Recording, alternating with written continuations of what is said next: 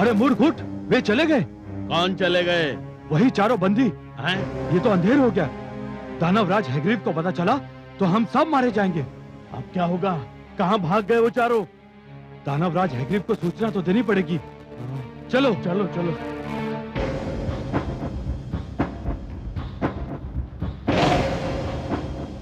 दुष्टों, मैं तुम्हारी जिह्वा खींच लूंगा। कहाँ गए वो चारों? पता नहीं दानवराज, एक क्षण को हमारी पलक झपक गई थी, बस उसी में वो कहीं भाग गए। एक क्षण? अरे मूर्खों, एक क्षण में तो वो संसार के इस छोर से उस छोर तक पहुंच सकते हैं। जाओ, शीघ्रता से ढूंढो उन्हें। ठहरो, मैं भी तुम्हारे साथ चलता हूं। यदि वे इस क्षेत्र से बाहर निकल गए तो फिर हमारे हाथ नहीं आएंगे, और यदि वे हमारे हाथ नहीं आए तो मैं तुम सबको यमलोक पहुंचा दूंगा। या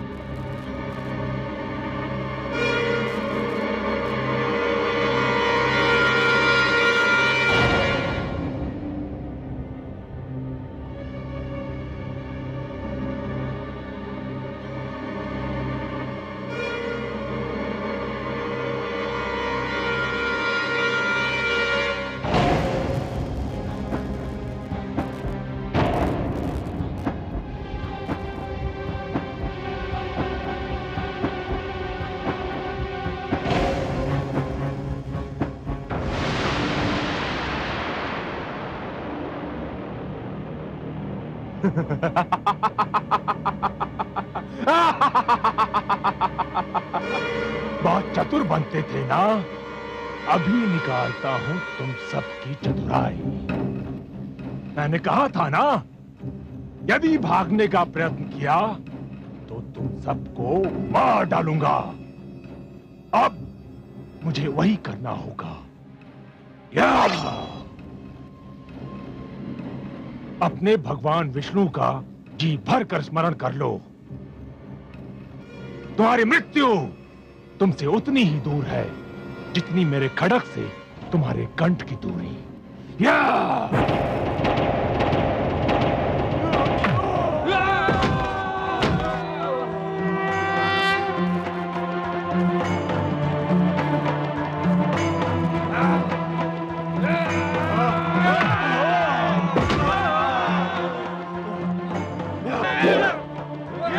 मार डालो इसे, ये जीवित न बचने पाए।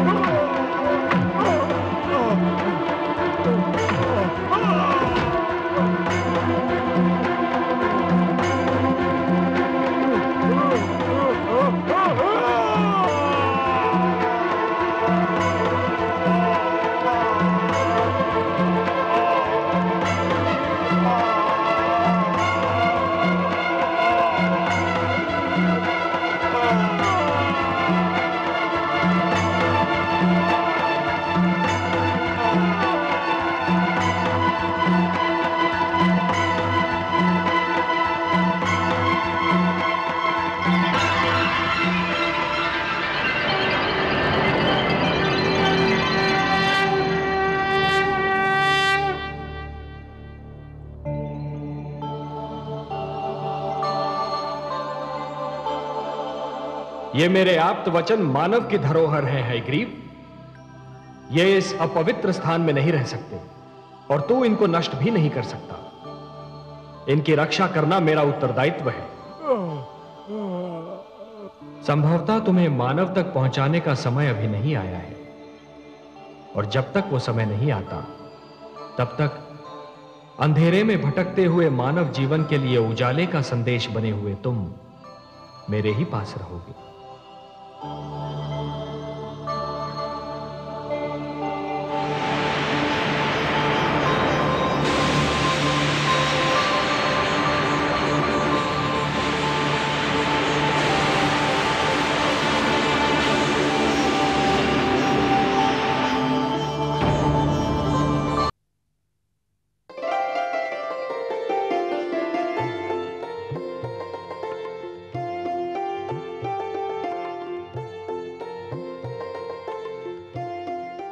स्वामी, नौका के तल में वो सभी आवश्यक वस्तुएं मैंने रख दी हैं। पौधों के बीज, पशु पक्षियों के जोड़े, जो कुछ भी यहाँ था वो सभी मैंने रख लिया है। और हाँ, कोयल की एक जोड़ी भी मैंने रख ली है। उसकी कूक मेरे मन को बहुत ही भाती है। और काग की जोड़ी, वो नहीं रखी तुमने? परंतु काग, उसकी बोली तो बहुत ही कर्कश होती है, मुझे तनिक भी नहीं सुहाती। प्रिय, प्रकृति ने हमें जो कुछ भी दिया है वो अकारण नहीं, उसकी कोई ना कोई उपयोगिता अवश्य है। कुछ वस्तुओं की उपयोगिता का ज्ञान हमें हो चुका है, और कुछ वस्तुओं की उपयोगिता हमारे लिए अभी तक रहस्य बनी हुई है। हां, परंतु उनकी उपयोगिता अवश्य है। मानव मस्तिष्क का जैसे जैसे विकास होता जाएगा, ये रहस्य खुलते जाएंगे। परंतु काग की क्या उपयोगिता है स्वामी? क्यों? जब मैं कई कई दिन तपस्या करके घर लौटा, तो तुम्ही ने कहा था कि तुम पहले से ही जान गई थी कि मैं आने वाला हूं। मेरे ये पूछने पर कि तुमने ये कैसे जाना, तुम ही कहती थी कि मुंडेर पर कागा बोला, और तुम समझ गई कि मैं आ रहा हूं। तो काग की उपयोगिता तुम स्वयं मान चुकी हो। तब तो मुझे नौका में विषैले सर्प भी रखने होंगे स्वामी। अवश्य रखने होंगे देवी। कई ऐसे रोग हैं जिनकी औषधि विष है। क्या सर्प का विष कई रोगों की औषधि नहीं है? विषस्य विषौषधम, सुना नहीं? विष ही विष की औषधि है। हमारा कर्तव्य है कि इस जल प्लावन से जितना भी जीवन संभव हो बचा लें। वो सुंदर है या कुरूप, ये देखना हमारा कार्य नहीं। सुंदरता और कुरूपता तो हमारी दृष्टि का भेद है। तो आपका संकेत ये है कि सुखदायी वस्तुओं के साथ हमें दुखदायी वस्तुओं को भी बचाना होगा, पुष्प के साथ कांटे को भी ले जाना होगा। मेरा यही संकेत है देवी। कांटा चुभता है, दुख देता है, परंतु वही तो पुष्प की रक्षा भी करता है। रचनाकार की रचना के महत्व को समझने के लिए दृष्टि में उदारता होनी चाहिए। स्वार्थी दृष्टि मन और मस्तिष्क को छोटा बना देती है।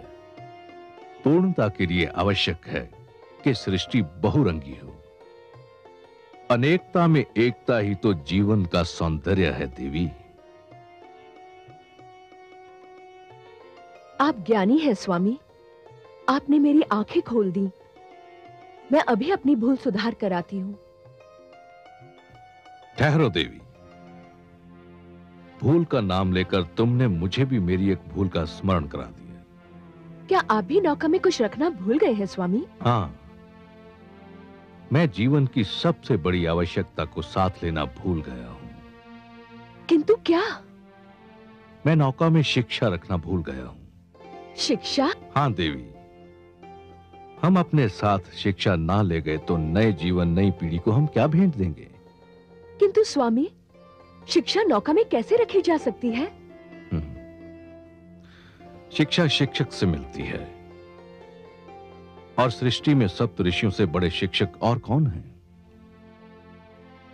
हमें इस जल प्लावन से जो कुछ बचाना है, उसमें शिक्षा को बचाना सबसे अधिक आवश्यक है। शिक्षा को बचाने के लिए हमें नौका पर सप्तऋषियों को भी साथ लेना होगा। हाँ, और वे आपके भ्राता भी हैं, आपके कुटुंब के अंश और आपके परिवार के सदस्य। नहीं देवी, मैं उन्हें इसलिए नहीं बचाना चाहता कि वो मेरे भ्राता हैं। शिक्षक का महत्व परिवार के सदस्यों से अधिक होता है। मुझे सप्तऋषियों के पास ब्रह्म क्षेत्र में जाना ही होगा। किंतु स्वामी, समय बहुत ही थोड़ा रह गया है। तुम चिंता ना करो देवी, मैं उन्हें साथ लेकर सांझ तक लौट आऊंगा।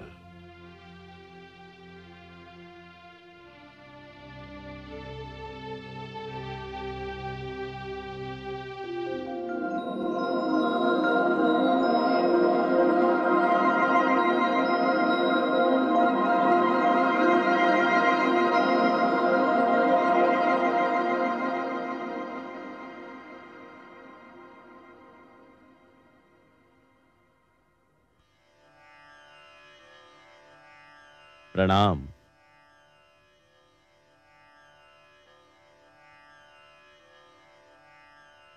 इस अचानक ऋतु परिवर्तन का कारण मेरी समझ में नहीं आ रहा है।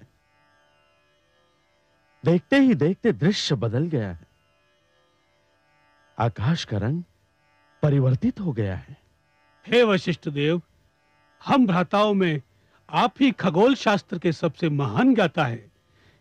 इस विषय पर तो आप ही प्रकाश डाल सकते हैं। मेरा ज्ञान और मेरा अनुभव कहता है कि कोई भयंकर बाढ़ आने वाली है, भारी जल प्लावन होने वाला है, और यदि ऐसा हुआ तो सारी धरती जलमग्न भी हो सकती है। तो फिर हम क्या करेंगे? हमें तो धरती पर विद्या का प्रकाश फैलाने के लिए भेजा गया था। तो क्या हमारा भी अंत समीप है? हर आरंभ का एक अंत निश्चित है, और साधु जन वही होते हैं जो अंत का स्वागत उसी प्रकार करते हैं जिस प्रकार आरंभ का स्वागत किया जाता है। हमें जिसने जीवन दिया था, यदि वही हमारी मृत्यु चाहता है, तो हमें अपनी मृत्यु जीवन की भांति गले से लगानी होगी। परंतु हमारा कार्य तो अभी समाप्त नहीं हुआ है। हमें मानव को शिक्षा का ज्ञान देना है। यह सोचना हमारा कार्य नहीं है। हे वशिष्ठ देव, हम सब में आप ही श्रेष्ठ हैं। आपका मार्गदर्शन पाकर हम सब आगे बढ़ते हैं।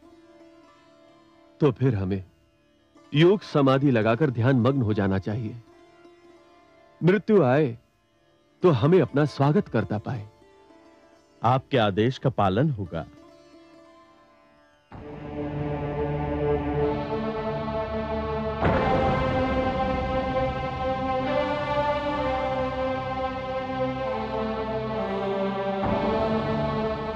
हे महान गण, अपना ध्यान तोड़िए, मुझे आपकी आवश्यकता है।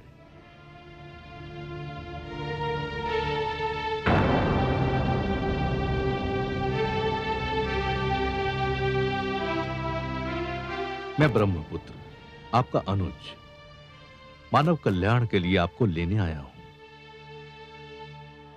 इस जल प्लावन के उपरांत जो जीवन आरंभ होगा, आप नहीं होंगे तो वो अंधकार में भटकने लगेगा। हे ऋषिगण,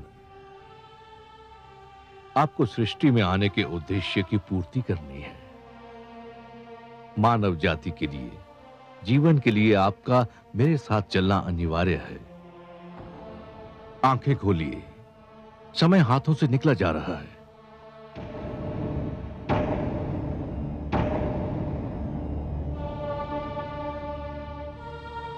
अनुज मनु, तुम? हां भ्राताश्री, शीघ्र उठिए। भयंकर जल प्लावन होने वाला है। मैं आपको लेने आया हूं।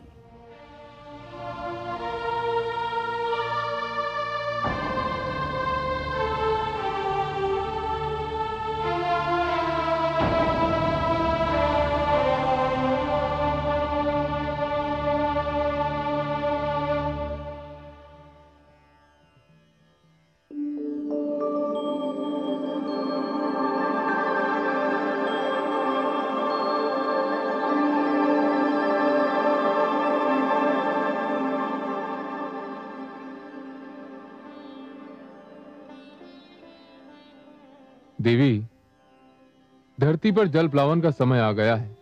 आपकी अनुमति हो तो एक बात पूछूं देव? अवश्य पूछिए देवी। क्या जल प्लावन का निर्णय नितांत आवश्यक था?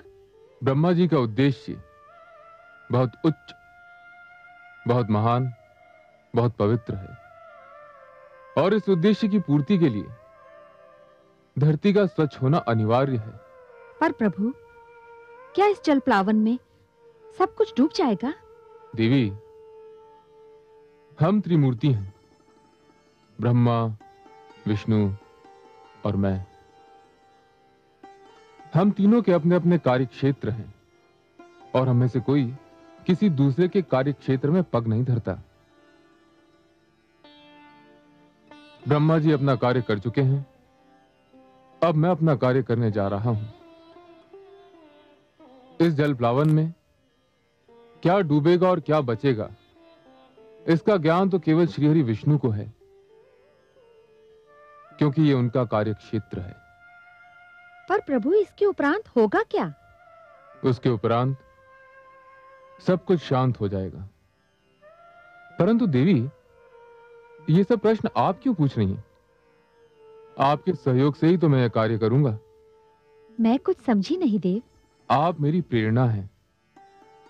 आपसे शक्ति पाकर ही मैं हर कार्य करता हूं। मैं आपको कैसे शक्ति दूंगी प्रभु? मेरे भीतर समाकर।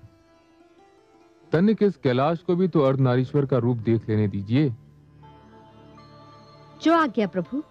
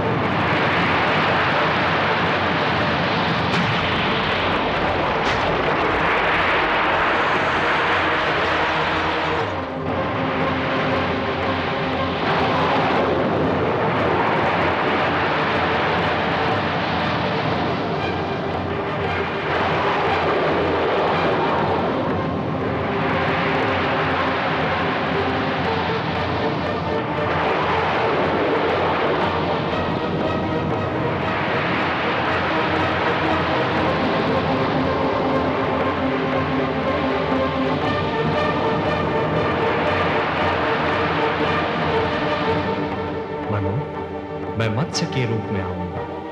तुम इस नौका को मेरे सींग से बांध देना। मैं तुम्हारी नौका को सुमेरु पर्वत पर ले जाऊंगा। हे सर्वेश्वर, आपने तो कहा था कि आप हमारी सहायता करेंगे।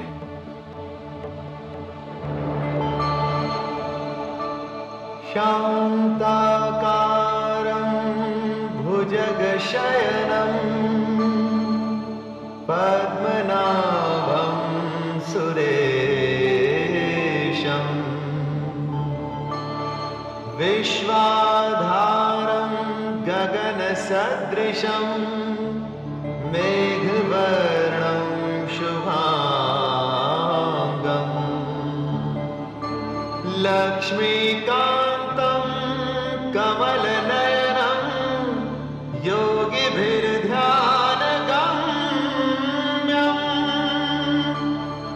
वन्दे विष्णुं भवभयहरं सर्वलोकैकनाथम्।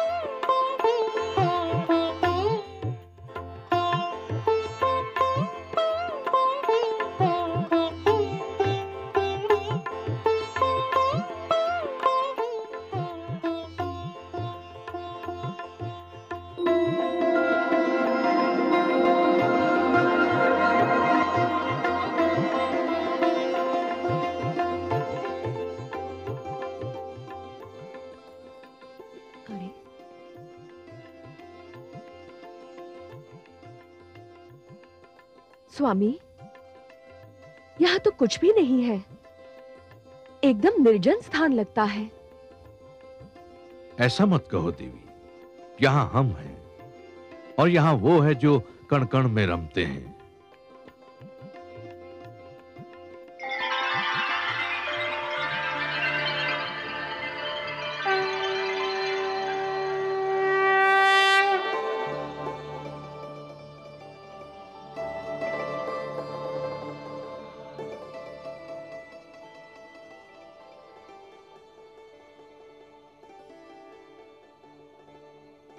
हे नारायण, आपके दर्शन मिले, नैनों के भाग्य जागे, आत्मा की प्यास बुझी।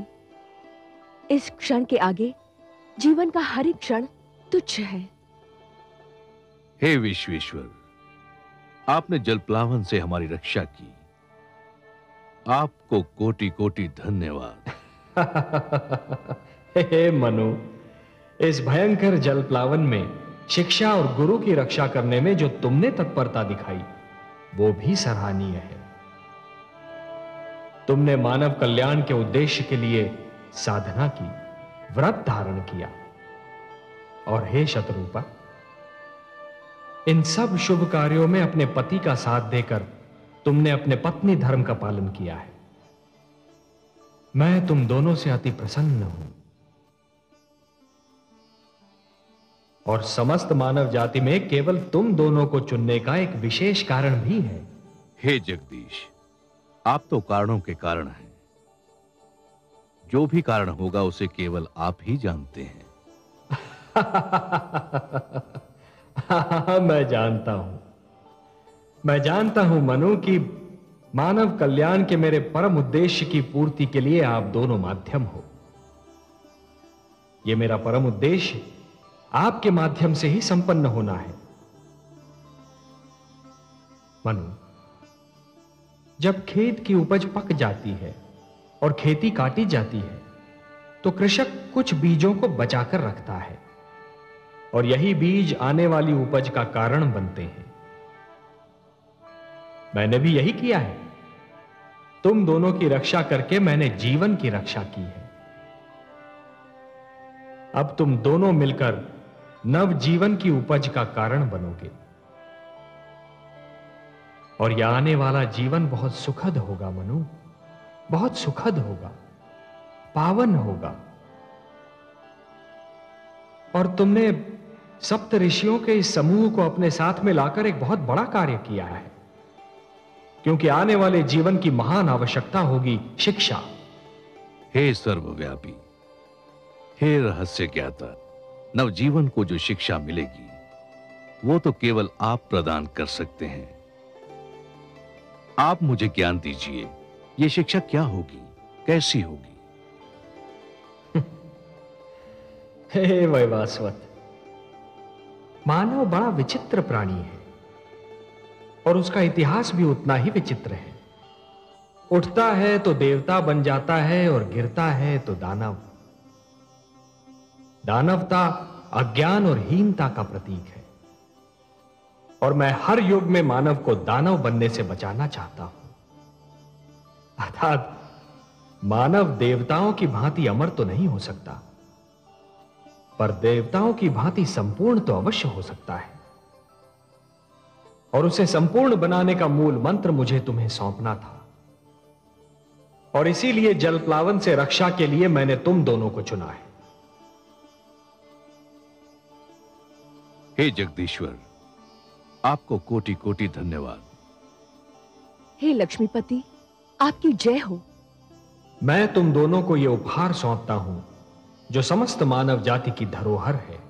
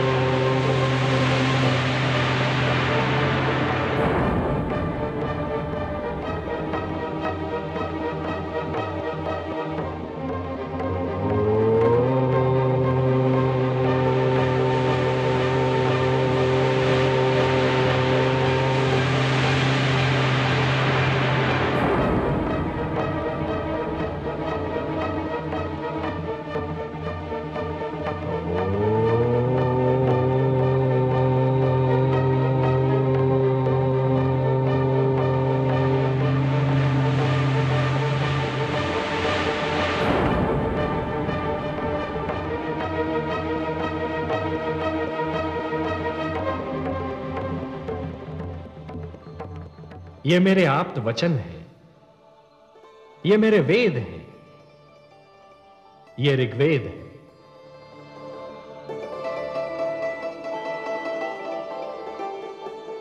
ये यजुर्वेद,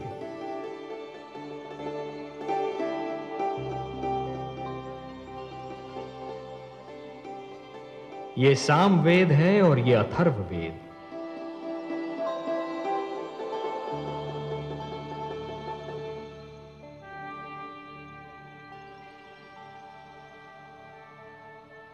ये मेरे सबसे बड़े वरदान हैं। मानवता को ये मेरा उपहार है। ये मेरे आप्त वचन तुम्हें और तुम्हारे उपरांत आने वाली हर पीढ़ी को जीवन के नियमों का ज्ञान देंगे। कृपा हुई भगवान की, लिया मत्स्य अवतार, वेदों की रक्षा हुई, किया बड़ा उपकार। अंत हुआ हयग्रीव का, हुआ पाप का नाश, फैल गया संसार में चारों ओर प्रकाश।